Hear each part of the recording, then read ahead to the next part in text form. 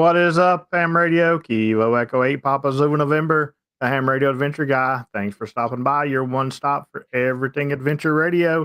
It is Hump Day, time for the Hump Day Happy Hour, and it's December. That means I got a Christmas present for you guys once again. I think Thomas loves coming on the show in December. Last December, he came on the show for the first time, and he's back again this December. But before we get started, we're going to give a shout out to the Patreons because they're awesome people. And I noticed a lot of people signing up for the free tier when I just looked. But you guys got to remember, when you sign up for the free tier, I do not get notifications. So you need to message me to get all those Discord rights and stuff like that. So message me or Dan if you're signing up for the free tier for 7 days. Also, shout out to the YouTube members, equally as important. And then the ever-changing board. Man, there was a lot of moving. Michael moved over to the top 5. Whiskey One, Whiskey Charlie making his first appearance, but that's where everybody's sitting. And thank you guys, each and every one of you. You guys are awesome. Dan, do your thing, buddy. Man, there was a lot of shimming and shaking on that Adventure Club board. Thanks for everything on Sunday, guys, to get James his hut so he can brave the cold in Whiskey Victor and go out and activate. Hello, everybody in the chat. Happy Hump Day to you. Andy Callie was first, as always, at 3 o'clock. 3 o'clock in the morning. I guess that may have been afternoon for him. Kilo 9 Alpha Echo Kent. What is going on? Kelly KI4 JAV Whiskey 1 Whiskey Charlie. Welcome, and welcome to the Adventure Club board, buddy. Kilo Oscar 4 Golf Bravo. What's happening? Myself, I'm in the chat. Check it out, guys. Ricky Whiskey 4 November Radio Tango. Hello, everybody. My buddy Ronnie Kilo Oscar 4 Zulu Romeo X-Ray, the PP man. He wants to know where the popcorn stand is. Kilo Echo 8 Papa Tango X-Ray. He's been doing a jam up job on CW, Thomas. You should be proud of that boy. He's been doing a good job. November 4 Charlie Whiskey Bravo. Craig, good to see you, buddy. John Carr KNIV. Hello Brent. November 4 Bravo Delta Whiskey. He says he's listening while he's driving on the interstate. That's true dedication. Appreciate it. Georgia Parks and Propagation. That's my buddy Ron Chris, Alpha Echo 4 X-Ray Oscar, Josh Kilo 4 Lima India, who helped me get a contact on an antenna I was building. I put new wire on my Eagle 1, and I had it laying on my floor, stretched into my kitchen on 10 watts on my KX2, and we made a QSO from here to Kakalaki. It worked pretty well. KO4 FSZ Antennas, what's up, man? We're keeping you in our thoughts. Hopefully everything turns out well. Kilo 8 Golf Quebec, Terry. Hello. Truffle Butters here. Victor Echo 3 X-Ray November Sierra Stroke TB. Good to see you, Brian. And Liz and Fam, Whiskey Echo Romeo. Good to see you. Larry UTX, doing great, man. Good to see you. Reed AB8AS. Scott and 2TKT. Good to see you. Chris NS8Q. Hello. And my boo, Stephen Walker, Kilo Delta 9 Uniform Delta Victor. Yeah, that's him. And Kilo Echo 4 Eastern Standard Time. Michael was in the house. And Thomas, welcome back, brother. Welcome. Thank you very much. It's good to be back, guys. Oh, man, it's great to have you again. And, nobody will ever put me in the list that says my top 2 CW guys are on the stream. But I did get this, and this is a good consolation. I did make a list with Thomas. Top 2 YouTubers together on the streams. That's awesome. So, I'll take that. But Thomas, it's great to have you again. My Patreons actually asked to have you back, so it's not just me, but they wanted to make it happen, and I was like, well, we can try, guys, but he's a busy guy too, but we're gonna try to make it happen. So glad to have you back. How you been? I'm doing pretty well. Things are normalizing here a little bit more. Still just so much to do. I spend a lot of my days kind of chasing down, doing fixes to our houses, doing more chainsawing, working on the chainsaws, and just a lot of the stuff after the storm. Plus, it doesn't help that my daughters are also both heading off to college next year, so they're in the middle of college applications, scholarships, all that other stuff. So we have been busy. We have been really busy. Yeah, well, I mean, myself and Dan actually both have questions relating that. So did you take any damage yourself, your property? Yeah. So when the storm came through, that morning, you know, our house, we live at about 3,300 feet. So to kind of give you an idea of what our road's like, we live on a 2 mile long road that's connected to another 2 mile long road, a little bit longer than that actually. And there's no other access. It's just like it's 4 miles for us to get out to like a main road, or like a little, not even a main road, but just another road. But on our 2 mile long stretch of road, the upper mile of it is 1,000 feet in elevation higher than the lower part of it. So in between those two, there's a really steep curvy section. And I live at the upper part, at the near the very end of the upper part of the road. And so when the storm came through, we live high enough up. I live at about 3,300 feet, and the ridge line above us is maybe just a couple hundred feet higher than us. Things like, you know, lands or mudslides or debris flows, things like that weren't as much of an issue for us. We weren't really as worried about flooding in general, and we didn't really have much on our road other than just little streams that kind of diverted a little bit for some people. But we had a lot of wind, and we ended up having one. We actually think it was 2 tornadoes, and they're unheard of. Like just completely unheard of. You never hear of tornadoes in this county ever in the mountain. They usually form, but they did that day, and they really cut a path down our whole valley here, the upper part of the valley. And so I'd say out of 22 households that are on this mile of road up here at the top part, probably 85% of us had trees on our houses.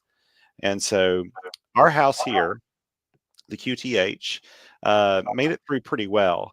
We had tons of trees come down. I mean, like just more than I could count of usually our older growth hickories and oaks and things like that, because the leaves weren't off the trees yet, and you know, fall hadn't happened quite yet, so they were catching all that wind and twisted and fell and everything.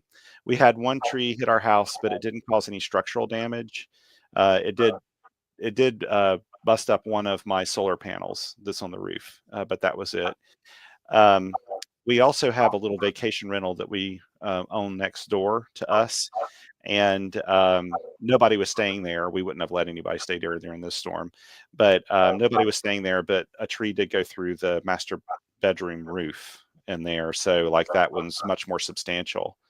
And then I probably had 25 trees on my driveway that's about 1/10 of a mile long to clear out as well. So what's the ETA on the repair for the vacation rental? Because I might want to book it and then come activate CW with you all the time. You know, I don't know how long it's going to take. We're waiting. It's so hard to get like the contractors we need for things to do the repairs, because we really need to do it with our insurance, and everybody's so booked up, you know, because of all the work up here. But man, I tell you what, it's a great place for it, because I can actually, from my house and from that house, of course, if I want to, I can walk up to 3 different park entities and one summit. Wow. And activate them from here. Now, I'm not saying it's an easy walk. Part of it's bushwhacking, but I can, like in probably 35 minutes, I can be up to Pisgah National Forest and Pisgah Game Land. And then give me another 35 minutes or so of hiking, and I can be to the Blue Ridge Parkway. And then about another hour of very strenuous hiking, I can get to Lane Pinnacle and do a soda activation up there. So, yeah, you're welcome to come, Dan. So there you go, guys. You know, your wife is always trying to get you to go to vacation somewhere. Mm-hmm. She's like, I found this little place in North Carolina. I think you'll love it. That's and then you're already set up. You know, That's right. That's absolutely right. That's awesome. So I know you probably haven't been doing near the activations because of the storm and stuff. Have you been back out activating since then? I have. It took me probably the better part of a month to get back out. The truth is, hardly any parks around here were open. I mean, like hardly any parks within an hour's drive of my QTH were open. A lot of the state parks that were not even really in the area with the most damage, they still had enough trees down and things like that it took them a while to kind of repair things. But almost every park up here, Chimney Rock State Park is like almost, I think the only way you could access it probably still is almost by helicopter. You know, Chimney Rock was just almost washed off the face of the planet. and not the park itself, but the town that's below it. The Blue Ridge Parkway was completely closed down for nearly a month. The the Zebulon Vance Historic Birth Site, which is one I go to a whole lot. It's a really great small park. They were very much in the flood area on Reems Creek Valley, and I think they're open now. I think they are. There's a state park that's right downtown that's also a historic site. I think it only recently opened up. So there hasn't been much around here, and then of course my attention has not been on doing that. It's just I've been doing everything else during that time. Plus, I wasn't able to even get out for a long time. Yeah, well, you kind of answered the question I wanted to ask, because I know when I went to Florida last February, I went down around Cape Coral area to do some activating, and most of those parks were still closed from hurricanes that had happened in September the previous year. So I was curious how bad the park situation got for you, as well as all the other stuff that just absolutely devastated an area. And Dan actually got to listen to your podcast about some of the stuff, and he has some questions about it. So I'll go ahead and let you take that, Dan. Yeah, about the park closures. They're just now, even here in South Georgia, the eye of Helene basically went smack dab over my house. And they're just now getting some of these parks, the roadways into the parks, cleared to the point where you can actually get in there and actually activate now. And most of them around here are WMAs, and it's if you go out there now versus say 6 months ago, you wouldn't know where you are. The landscape is totally different, and it's just astounding to see. But you guys had some really high winds. Oh yeah, we did.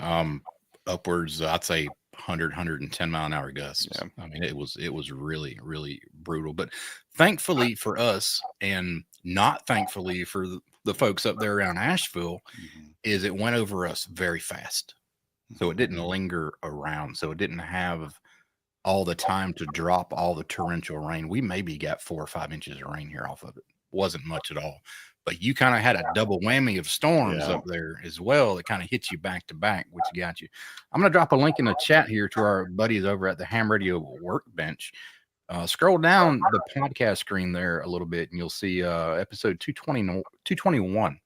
Thomas was on there. If you got a long drive somewhere and you got 3 hours to spare, it is a very, very good listen. But the question that I got out of this was the community effort, because you went into basically all of the infrastructure was no longer there. No power. All the power poles were down. Was it Duke Energy? They were estimating maybe by December, the end of December, you might get power back. How did your community rally around, and what did you do in relation to amateur radio to help get messages in and out of the devastated areas? Sure. So, we had basically there was no communications infrastructure other than amateur radio. We lost landline internet. There was no power. So people who had satellite internet, they had no power to run it unless they had a whole house generator or something. Like the mobile phone service was completely down. I mean, the mobile phone service was down. The storm really started, I think the highest winds hit us between, I think it was like 6 a.m. and 9 a.m., something like that, maybe 7 and 9. It's when the highest winds came through. I think that the cell phone service was gone by 8 a.m. I mean, just completely non-existent. And it was that way for a long time. They set up temporary sites, but we still didn't have service up here. And then when we finally did get service, it didn't have internet. It was just basic phone service. Let me tap into that for just a second. So it went over y'all basically around daybreak-ish. The when it went over us, it was like between 11 and like 1 in the morning, which adds to that terror factor, because you can't see what's coming, but you hear these trees snapping all around, and that's a wake-up call. That is an uncomfortable sound, isn't it? Man, for sure. Yeah. It was so, we had nothing like that, no infrastructure like that, communications infrastructure.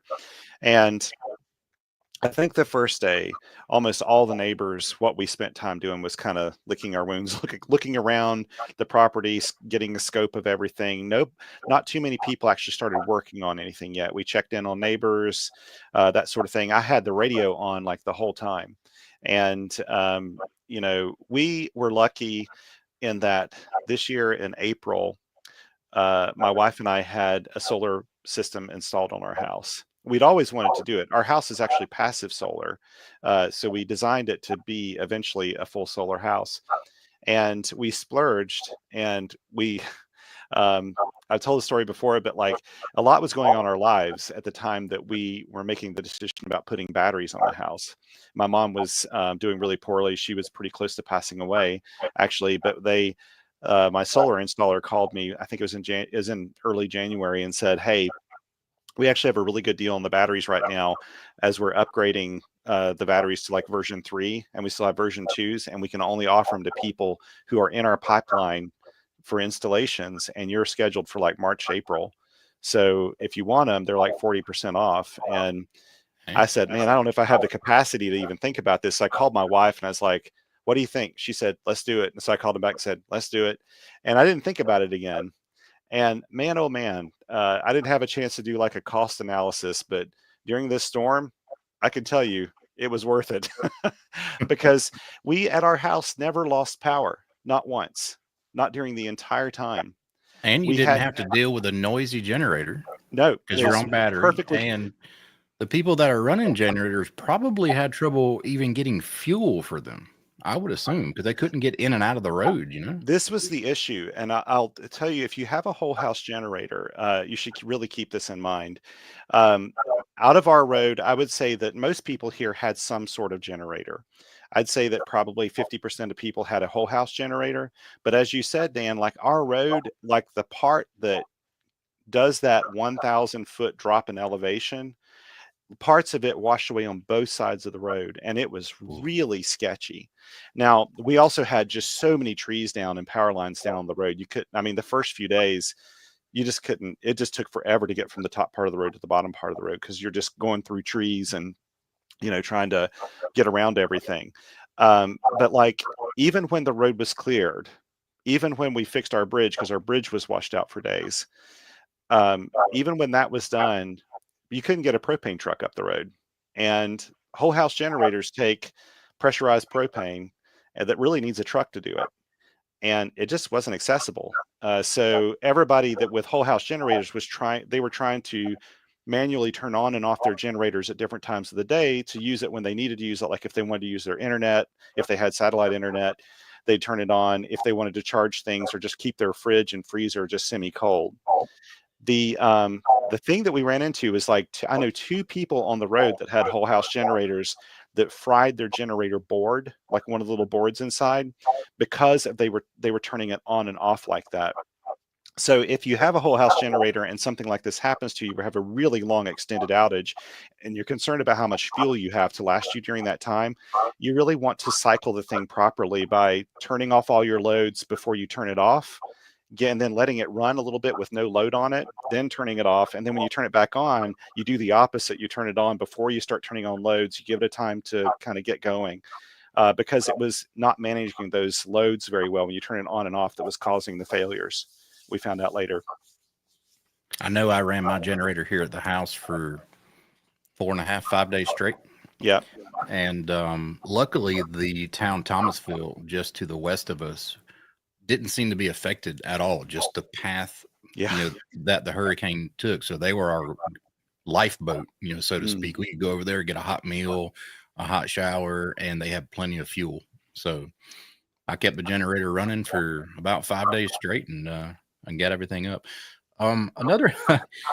We know we have in Thomas's neighborhood here, we have a communications person. Sorry, so he's right down there. Describe the other people in your neighborhood and what they did for employment. This was kind of like a perfect mix of people to have in a situation like this. Yeah. So if you live up here on this part of the road, where it's kind of remote, you could get cut off and all that stuff. You tend to be a little self-reliant. So most of the people on the road have a chainsaw and know how to use it. In fact, most of the people on the road, like me, have more than one chainsaw. I've got like a small one and a large one, and a lot of tree trimming things. All of us have the gear and the equipment. But on the road, it was kind of funny because I kind of know some of the neighbors, but like after this, we know each other all very, very well. Know every single house, everybody that's in it. We've all worked together, and they're like family now. It's just amazing. But on our road, we have like we needed to fix a piece of track hoe that was on the road that we were able to use one day to help move some logs. And the track hoe had a broken like pin, like a large pin that goes through the bucket where it grips, and it was broken. It was just sitting there, and we were talking about it. Well, we have like one of the very best mechanics in all this whole side of the state that's on our road, my buddy Rob. He's amazing. He can fix anything, and if it's mechanical. We also happen to have a machine shop on our road. So we got a guy with a machine shop on our road. We have a welder on our road. We were able to, one fellow, his Ford F-350 was smashed by a tree. So we siphoned the diesel out of that, put it in the track hoe for fuel. We fixed the pin. And then we're like, does anybody know how to operate a track hoe? We had 3 track hoe operators on our road. 3 out of 22 households. We had 3 track hoe operators. So we also have a trauma nurse. We have a physician's assistant on the road. We have another nurse. We just have, you realize in a lot of the community, like just how many resources you have there. And we all got to know each other really well. And we were like, hey, if we can help with this, this is what I've got. If you need this, we've got this. And we freely shared all that stuff, including our food and anything. Since we had power at our house consistently, we were telling people, come up here to charge your stuff. Don't do it at your house, even if you have a home generator. Just do it up here, plug it in. It'll charge during the day. And we also had fresh water, which was something, again, everybody up here has wells. So you got to have power to run your well. And we also had internet because earlier this year, we installed HughesNet satellite service, which is not the old HughesNet satellite service. It's been around a long time that was super, super, super slow. This is a new high-speed service they have, and that's the reason we got it. And it was installed in January, I think, and it never went down. Since we had power, we could use it. But you would be surprised, and this is the thing that really blew my mind. The radio was way more effective at getting help than the internet is. When you're on the internet, you're there with like how many other billions of people with email or text message or whatever you're doing through that. When you're on the radio and you're on the repeater, our local repeater, I could get a message straight through to our resource center here locally, our emergency communication center, which was the Swannanoa Fire Department, like that. And I remember, I'll never forget the day that we had a community meeting here and we realized that we needed to have helicopter drops done at the top of our road, because what was happening was the helicopter drops were being done at the bottom of our road. And it's almost like being in another town because it's a lot of elevation change. And we had to do a lot of this on foot or on ATVs or something, because the road had deteriorated to the point you really couldn't take a car across it. In fact, that same day, the sheriff's department came by and told us that they recommended that we just evacuate the community. And nobody evacuated. Everybody stayed here. And they said, I wonder how we could arrange to get a helicopter to drop supplies up here. And I said, yeah, I can ask on the radio when I get back to my home. And walked back up to the house, got on the radio, made a call. My buddy Dan K2GMG answered. And I said, okay, I don't know who can help me here, but I live at the end of a road. We'd really like to have a helicopter drop. We know a good site to do it. That's a pasture up here. And how can I see about making that happen? And the next thing I know, N4DIN, Dennis, answered me, and he's at the Swannanoa Fire Department. He works in the fire department. And he said, we'll arrange that for you, Thomas. Nice. That was it. That was it. It was just so quick, so effective. And radio was really, we were so cut off for so long, and radio was really the thing to carry messages. I did so many wellness checks up and down the road. Both of my daughters and my wife are all hams, and my daughters would man the radio when I wasn't there. And so they'd monitor the repeater, and they'd monitor the simplex frequency that we had here for our valley, that we spread the word about. And so they could pick up traffic. They could ask questions. People would say, what grocery stores are open in town, when people were able to finally walk out or hike get a car. And so she could find out that information, because it really wasn't anywhere else that we could find it. So that is nice. If you have questions for Thomas, drop them in the chat. I see a couple of them already, and we'll get to those here towards the end of the stream. We'll do like a little rapid fire session with them here. And so James, what you got, buddy? So what a lot of people don't realize is, in a situation like that, when FEMA comes in and stuff like that, they realize they come in, but they rely on ham radio. Yeah. Races and Aries, that is the first stop for FEMA, is to get those guys out there and setting up communications when there is no others. So a lot of people don't realize that, and it's very important to stress that to people when you're trying to get them into ham radio, that it's not just a hobby. This is emergency preparedness as well for your whole community. So that's really. I think another thing that I've been trying to stress to people is, don't look at natural disasters when you see them happen across the globe and kind of think that'll probably never happen here, because let me tell you, man, Asheville, that was not on the radar. Not at all. And when the storm was forming and they were telling us about it, I had some people say, well, why didn't you just evacuate before the storm came? Well, we knew it was going to be a storm, and we've had hurricanes like Hurricane Remnants come through here before. They don't really do a whole lot. We may be without power for a couple of days or something. Yeah, we may have some flash flooding. We knew this was going to be more of a flooding event. We knew that in advance. And I think that's the reason there wasn't a higher death toll, is because people in those proper floodplains took caution there. But what we got was a 1 in 1,000 year rain event. And that was just off the charts. Like, we felt bad up here about our loss of trees and trees on houses, but we didn't have any loss of life up here on our road. Down in the valley, in Swannanoa proper, where I drive every single day, there are neighborhoods that are just not there anymore. The houses are all gone. It's devastating to see too, because I'll drive around even today and I'll still see trees on houses and houses smashed around here. And the first thing I think is man, that sucks for those families here. Yeah. But I'd still rather be putting up with that than to be in Asheville. Man, Yeah, it's weird that I think that, it's actually crazy, because I lived in North Carolina for over 10 years. And Asheville is not a place that I would expect to get hit by a hurricane that hard.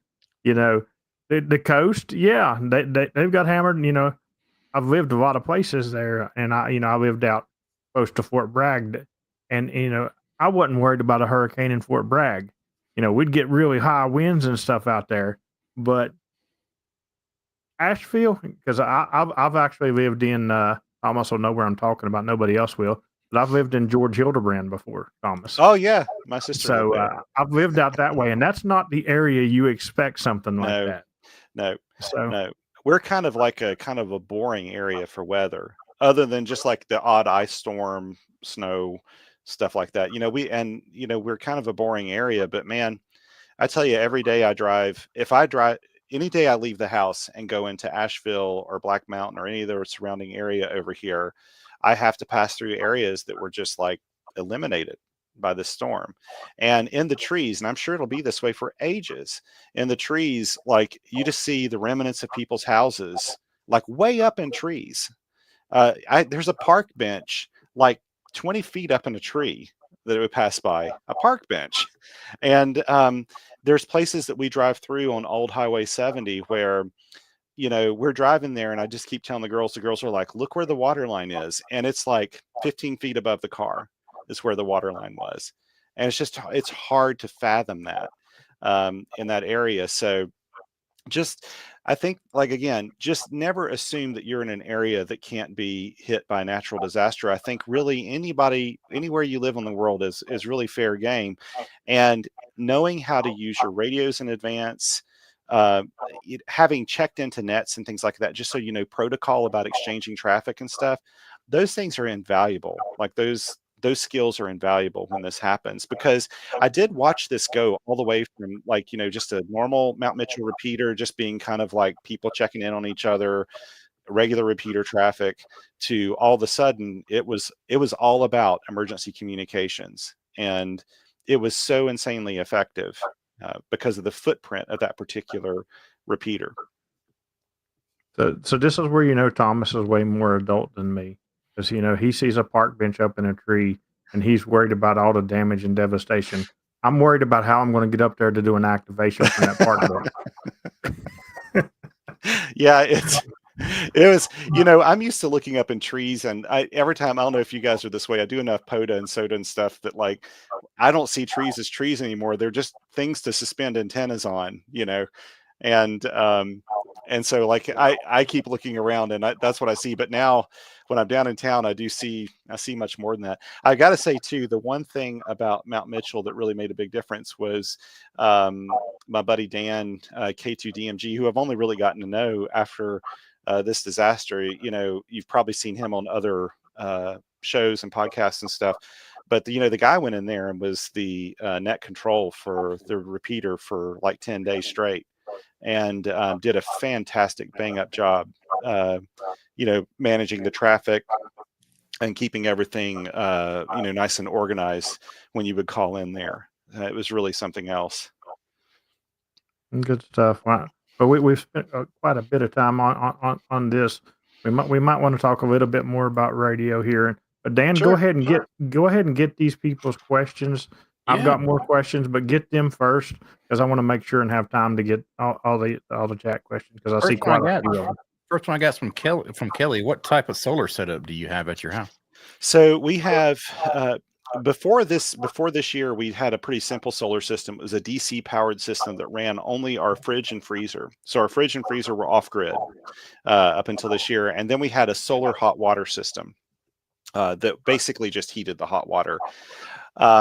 This year, when we replaced everything out, we loaded our roof to the max with panels on the south side of our roof, and our house kind of faces south, and it's rectangular, and the long part of the house faces south. So loaded up that whole thing, and we have 10.2 kilowatts of solar on the house. And then the batteries that we use, we have 2 string inverters. We only really need one, but we got 2 to kind of future-proof the system, because we can add another. We can double the size of this if we ever wanted to. I don't think we ever need to. And then we have 2 Tesla Powerwalls, the Nice. version 2 Powerwalls. And the Powerwalls were never really intended to be, something to keep you off grid for weeks at a time, but it worked. And it worked because I turned off my hot water heater. We didn't have to run any HVAC stuff. We turned all that off. I turned off the big loads. We didn't use our electric stove and stuff on days when there was no sun, or not a lot of sun. Especially right after the storm, there was 2 days where it was just super heavy clouds the entire time. And so we managed it really carefully. I just cooked outside using one of my propane stoves, that sort of thing. And we never fell below, I think it was maybe technically like 47% battery. We never went below that the whole time. That's not bad, because a well pump itself is a pretty big load. It is. It's a huge load. And that's the biggest thing that this system does, is it runs our well pump. That's just the most amazing thing. But it runs the whole house. We could turn on everything in the house if we wanted to, and the batteries wouldn't last long. But it was really easy to manage. And then every day, the thing that really got me was, people here were really panicking because propane trucks couldn't make it up the road. But every day the sun came out, we kind of got a new delivery of power. And on a sunny day, and we had a lot of sunny days after that initial period, we had almost a month of almost no rain. And by 1 or 2 o'clock in the afternoon, our batteries were already at 100%. So then I would turn on my hot water heater, we'd run our dishwasher. I could take a hot shower, which was really nice. We would do things like that and manage it. Nice. All right, a string of now radio-related questions. So Okay, I'll try to do these faster too. Oh yeah. All right. So this is like a double-ended. Well, not a double-ended question, but somebody asked it, and then Whiskey One Whiskey Charlie kind of answered it for you. But we'll see if he's right. Chris Harris, Whiskey 8 Oscar X-Ray says, question for Thomas: if you could only have one radio for portable ops, what would it be? And then Brian says, and why is it the KX2? Brian, you're on it, man. Yeah, it would be the KX2 for me personally. I just love that radio. It is so versatile, so effective. It's the right size. It does everything. Right before the show, we were talking about the fact that you can do PSK31 natively with the KX2. Mind. Yeah, you send CW and out of it comes PSK31, and you can monitor it on the little screen. So it's pretty amazing. Ronnie, Kilo Oscar 4 Zulu Romeo X-Ray says, what is your favorite key to use for POTA? Now, this one might take a bit for him to answer because he has a lot of keys. Wait 1 second before you answer that, Thomas. So just so you got that clear, y'all, he said you can send CW and put out PSK31. I've been doing PSK31 a lot in the parks. And Steven likes to cross mode me on sideband with CW all the time. So, Steven, I am now challenging you because I know you have the KX2 to cross mode me in PSK31 as well. Now, go ahead, Thomas. Oh, wow. Your favorite key. Now, this might get the wheels turning a little bit because I know you've touched a lot of keys. Please don't make me spend money. No promises, James. The truth is, so keys are one of the things I can adapt to pretty easily. And it's, so like you give me any kind of key, I'll start messing with it. And as long as it's a decent key, I'll be probably pretty happy with it. And I have different keys for different things I do. I would say that actually one of my favorite keys is just the plain old CW Morse 3D printed key. Really? I like it because I can just throw it in my pack. They work really well. They tune up really easily in the field. They're very inexpensive. I mean, they're like $30 or $40 max, for those. They work really well. I do now use my TP3 key quite a bit. And I got to say, I love it, especially when you put it on one of those little jeweler plates or whatever you call those things, those weights. Oh my goodness. It's so nice to use. I like my Bengali stuff. My Traveler, I love it. And the Adventurer I've got right here, actually. The Adventurer, yes. I have a Traveler, and to be honest, I don't use it much because it's a brick. It's heavy. It is heavy. It feels amazing, though. It's a wonderful key. It sends like butter.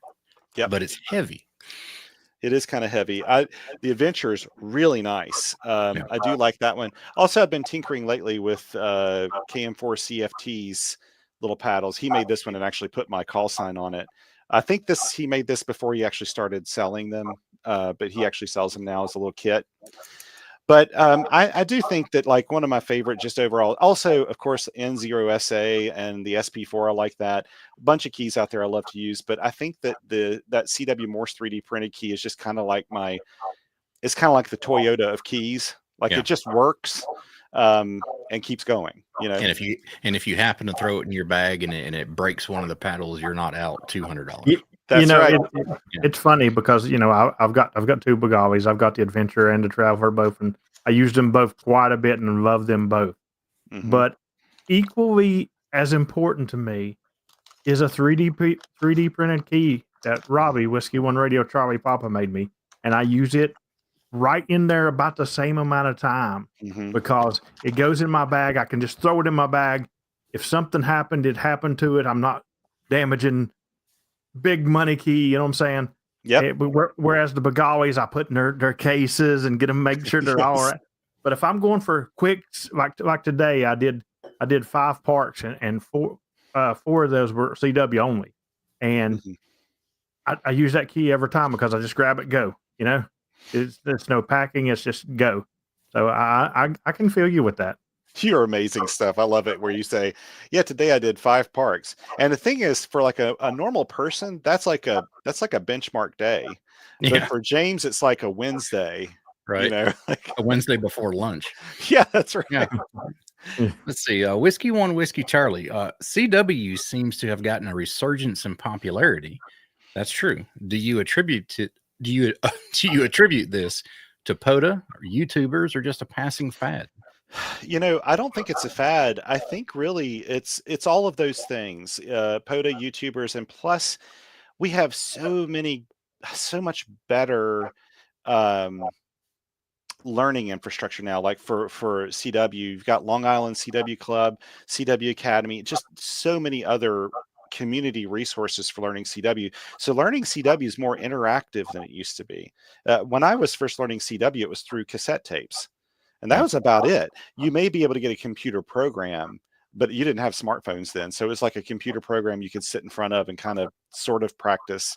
But I think we have just so many resources. And I think too that what happens is, and this is where YouTube spreads it even faster, when people start to realize how fun something is to do. And even though it's got a learning curve, you're like, I think I could do that. If Joe can do it, surely I can do it, Right. And I've always told people CW it's not as hard as learning a brand new language. But it's not as easy as just like typing something on a computer either. You've got to learn something. It's a skill and you're moving that into your brain. But once it's in there, then it takes the load off the radio. So you can do this really simple mode that's so effective. It's harder for me this time to learn it because I'm basically having to relearn it. Because the first time I learned it, I was golden to like 13, 14 words a minute, but I learned it visually. So I associated a dit and a da physically to the letter A. So now I'm having to undo that bad habit and learn it all by ear now. And I still catch myself to this day. If I hear a letter, I can see it in front of me. I can see the dits and the das. Oh, interesting. Kind of visually. And I'm like, I got to stop doing that or I'm never, ever going to get faster because I need that character recognition to be instant, not to do a visual, some kind of visual lookup, which is getting me all slowed up right now. Oh, let's see. Whiskey One Whiskey Charlie. Do you have, this is going to get into the non-radio side of you for a minute. Let's figure out where your other interests lie. Do you have any favorite non-ham radio related YouTubers? Oh yeah. So one channel that I think we watch as a family, we'll watch some YouTube channels that we love and we've watched now for years. One of my very favorites is this channel called Sailing Yacht Florence. And it's this British couple, Matt and Amy, who have set out and they circumnavigated the globe over the course of like 6 or 7 years. And they've got that all documented. It's like not a drama channel. It's really a really well done, really well documented. How do you sail? And just a really cool couple. And we love watching them. We tend to, so when I'm not watching, I don't actually watch a ton of ham radio YouTube stuff. I primarily watch ham radio travel channels. Because my wife and I and our family, we love traveling. And so it kind of gives us a chance to kind of pre-travel a place by looking at it on YouTube and seeing how people do it. And we're like, oh, okay, yeah, when we go there, that's what we're going to do, So we love doing that. I don't watch very many ham radio related YouTube channels either. Yeah. Oddly enough, it's weird. I find my interest on other stuff. Like I got, about a year ago, I got real big. There was a couple of people that were building log cabins from scratch. They built land. Yes, I've watched some of those log cabins, and it just fascinated the hell out of me. I sat there and watched their whole series. Oh yeah. I've watched log cabin building. I think it's kind of fun to live vicariously through other people that are doing something that maybe you wouldn't strike out and do, like circumnavigating, doing owning a sailboat. I really would love to learn learn how to use a sailboat. I don't think I ever want to own one. I see the amount of work that goes into it and just the maintenance and everything. I'm just like, I don't think I have enough time for that. But the idea of it fascinates me. And so you kind of can live vicariously through those people doing that. And I love that part of it. Go ahead, James. What you got? You said wait. No. I didn't say wait. Oh, okay. No, you said wait in the chat. I was just curious. Oh no. I was answering Guy's question. Oh yeah. to wait for the new Yaesu or to buy a 705 now. And I said, wait. Yeah, I think I would. Yeah. Yeah, I would too. Let's see. How did you get your whole family interested in ham radio?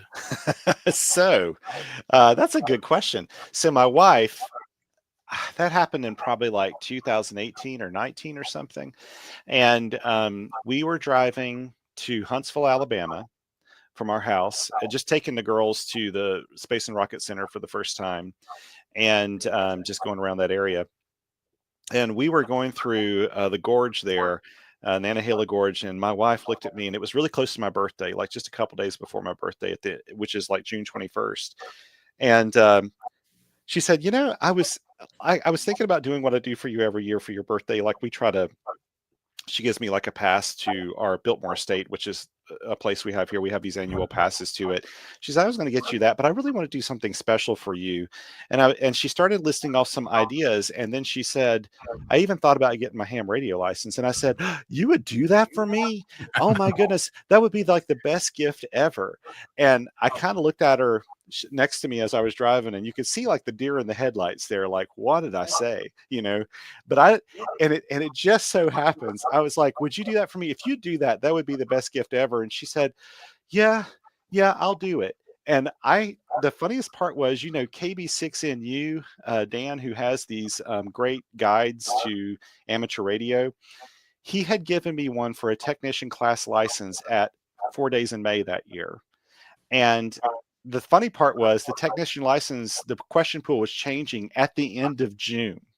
And here we were just like 2 weeks before the end of June. I pulled out, I had just remembered in my head that I had stuck it in the pocket behind the passenger seat. And so I literally, like, as we were talking, I pulled it out and I threw it in her lap as we're driving there through the gorge.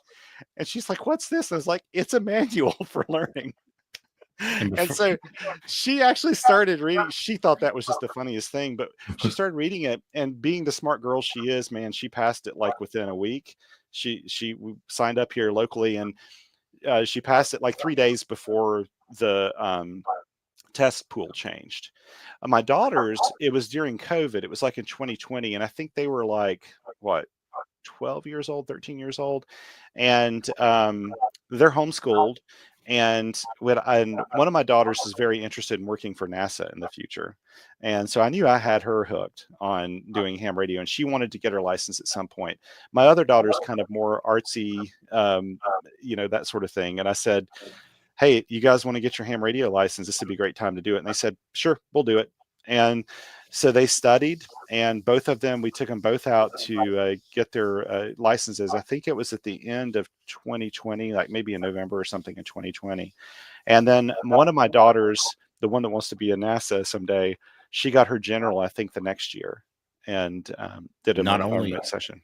Not only just a great time to do it during COVID, but a great time to do it at their age, because their brains are sponges. So if you can ever get them interested in CW, they will pick it up quick. Oh gosh, I yes. guarantee it. Guarantee. Oh yeah. Yep. Anyway, go ahead, Jane. You got all the questions from the chat now? I think that's about all of them. Yeah. All right. So, you know, there's a couple people that's been asking about character recognition with letters that that seem to go together, like L and F and stuff like that. What is a good tip to give a new person on that? Because I don't have a good tip. I struggled my way through it as well, but it's having problems with letters that, you know, they're just backward from each other. Yeah, you know, I still do that sometimes with Y and Q. For some reason, I don't know why those two get me. As often as I send a Q, I still will get it. Like when someone sends it back to me, I'll write a Y, and then, like, I don't know if you've ever done this, but you'll write it, and then like 2 seconds later, you'll be like, wait a minute, I think that was the other one, you know, and I'll go back and question it. And I've done this in my videos even. I'll kind of go back and I'll put a question mark near the letter. I do think that a lot of it is just that repetition of, if you have a good program that can send you those letters over and over again, it's just like with doing UV4, like B6 and D, where you're doing those things that have like a da, did or something after it. And it's hard for you to it's not even counting, because I think you should avoid counting, the dits and stuff. You won't get very far. Anybody that's really learning CW can't do that. But even just like distinguishing the difference between 2, 3, and 4 dits after another, like after a da or before a da or something, that can be really challenging. And I find that, like, if I don't think about it too much, if I don't overthink it, I get it right.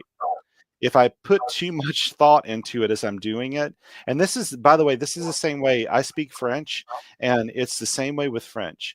When I'm talking to somebody, if I'm in France or somewhere and I'm talking to somebody, or listening to or watching a movie or something like that, where I gotta really put some attention on it, I find that if I'm focusing too much on what they're saying, I miss words. But if I just let my brain do its thing, and just kind of go with it, it works better. Okay, see, and I thought I was the crazy one, but if somebody else is talking to me and I'm having a conversation, Mm-hmm. and I'm activating and I'm just doing my auto CQ on the KX2, and then somebody comes back to me, that person I'm talking to is still talking to me, I won't have any problems at all copying that code. Oh, I wish I had that skill. I guess it's because my brain can split that way. But if I focus 100% solely on that radio, I will miss stuff every time. Mm-hmm. I don't understand why. I think it's like your brain's processing things faster than the CW's coming in. And I know that sounds funny because you may feel like you're going at a pretty high speed in your CW, but I think your brain's just like needs more input or something. My buddy Vlado in 3CZ, he could carry on a conversation with you as natural as anything. He could, as we're talking right now, he could be working contest stations or doing something on the side. It's just like a completely different, it's like he's got one half of his brain doing one thing and one half doing the other. I am not like that at all. And, I think it's funny in my videos, like it must look really weird because someone will come up and talk to me or something will distract me. And it's like my brain can only do one thing or the other. But if I'm doing CW, I try not to focus on it. I just let it be and just let my brain do its thing. Just let it flow. It's funny because people talking does not affect my decoding, but I will shush you in a heartbeat when I'm getting ready to send, because if I do not hear myself send, I cannot send. Yeah. I cannot send because it'll just mess me up every time. And it's also funny that you said Q and Y, because L and F was my problem at the beginning, but now that I've done it for a while, it's Q and H, because I'll decode Q and then I'll send back Y to them because that's what they sent. But in my head, I'm like, okay, that's this, and then but I send it back the exact same way they sent it, and I was like, oh wait, that's a Y. Yeah. Yeah. So here's a good question, and I'm going to give you my answer first, Cody, and let's see if Thomas agrees with me. What is your opinion on the best words per minute to learn CW at? I am relearning, like I said, I'm relearning, and I am learning about 24 to 25 character speed.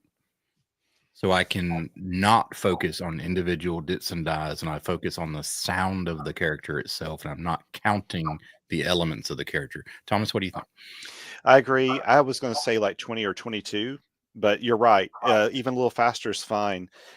Just because at those speeds, the character itself starts to have a sound of its own. You're not hearing the dits and the dashes. And when you first start, all you want to do is go at that character speed with plenty of spacing in between the characters. And that'll help you from having that kind of firewall, or whatever you want to call it, where you hit that brick wall at like 10 or 13 words a minute or something. It'll train your brain just to hear the characters. So when I learn French, I do consider it uses the language part of your brain. It's not a full language of its own, but uses the language part of your brain. When I learned French, when I was doing it with books and like in high school, I didn't do very well in French. When I went to college, I took an intensive course, and literally in that class, you were never allowed to speak English. The professor never ever spoke English, not even from day one. And you did a lot of repetition. and you did it at a normal talking speed, not something slow. And what happened was your brain doesn't have time to like deconstruct it. It just takes the word for what it is. And it's the same way with CW. When you hear those characters that at those speeds, it's probably even better, like you said, at like 24, 25 words per minute, character speed. The letter sounds like something that your brain can attach to. And then later on, there's no, all you're doing is shortening the distance between the word or the letters when you're sending them. That's all you're really doing when you start to interpret it. So yeah, that's exactly right, Dan. Great question too. Any more in there?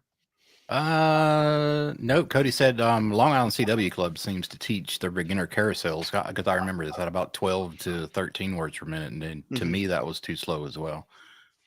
Yeah, and I think too, probably different people have different ways that they respond to CW, and probably has a lot to do with what your goals are.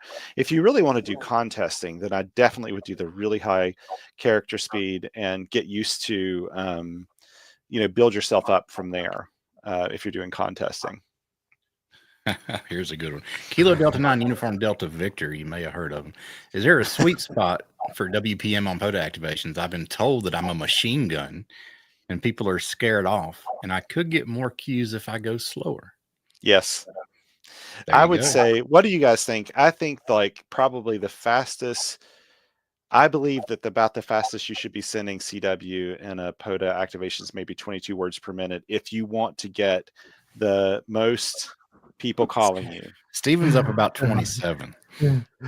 Listen, you just reassured me of everything I've been preaching at Stephen for like 6 months now. Good. His pile-ups are just intimidating because everybody is because if you send that fast, you're going to get the fast people back, but the slower people, they're not even going to try. And I can send that fast, but his pile-ups are so fast that makes them even harder to break. Yeah. What are your plans for 2025? Are you planning on any of the big ham fests? Yeah, I'm definitely going to go to Hamvention and 4 Days in May. I hope to go to Huntsville. Really hope to go to Huntsville. I love Huntsville. That's one of my favorite ham fests. It's a great ham fest, and I really wanted to go this year, but timing just didn't work out. The one issue with Huntsville is it's right when my daughters are starting school. This upcoming year is going to be right when my daughters are probably going to college, so that'll be the only thing. If I can't go, it'll just be because of that. But Huntsville's amazing. And if you go to Hamvention, you got to go to 4 Days in May, in my opinion, especially if you like QRP. Oh. All right, we got to give him this serious question. Oops, I'm sorry. All right, go ahead and put it up again. Yeah. Are you want me to put it up? All right. Yeah, I don't know which one. Oh, that one. That one. Serious question for you now. How fast can you blink CW? That's a great one. Reminds me of the movies where the guy's getting tortured and he's he's blinking CW. Yeah, boy. And would you do iambic? Oh yeah, that's a good point. Yeah. Oh boy, I hope my life never depends on me doing that. I don't think I could blink 7 words a minute at all. No. Probably not 3, but hey, thanks for the super chat, Stephen. Yeah, we are getting close. I don't want to keep Thomas here all night because he is a busy person. I could keep him here for another 2 hours and talk to him, but it's definitely been a pleasure. What do you got coming up for you, Thomas? Well, I'm planning to do a few more POTA activations. We're actually going to the coast of North Carolina here for just a getaway here in a week or so, and I'm planning to do some activations out that way. That'll be kind of nice. I don't know what else I've really got coming up. I continue to do the Ham Radio Workbench podcast and participate in that when I have the time when it works out for the recordings. I really love hanging with those guys and always learn things. I'm the Vince always says in that group that he's the turkey amongst eagles. And I'm like, well, I'm the chicken amongst the turkey and the eagles because those guys are so smart. And I always learn so much just by being there in that podcast. So that's the primary things I've got coming up besides just having holidays with the families and everything.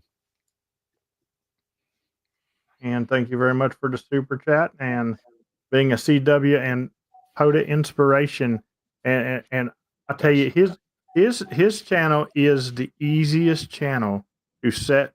Like you can just be doing anything around the house and you can just put it on, and it's great to listen to. It's like a podcast for me when I'm doing things, and just practice CW just by he does a really great job, and I can't tell you how many times I've just sat and listened to his activations and sat there doing things and decoding things. It's really, really great.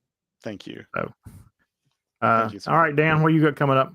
Not a lot, man. Work the rest of the week and hopefully have a warmer weekend. It's supposed to be cold here on Friday night and Saturday morning. But Thomas, thank you so much for being here once again. We have to make My this. pleasure. I think we'll have to make this maybe an every December thing. I'm up for that. I am up for Everybody that. check out Thomas's channel here on YouTube. Go over, give him a subscribe. Check out hamradioworkbench.com and the podcast and qrpeer.com.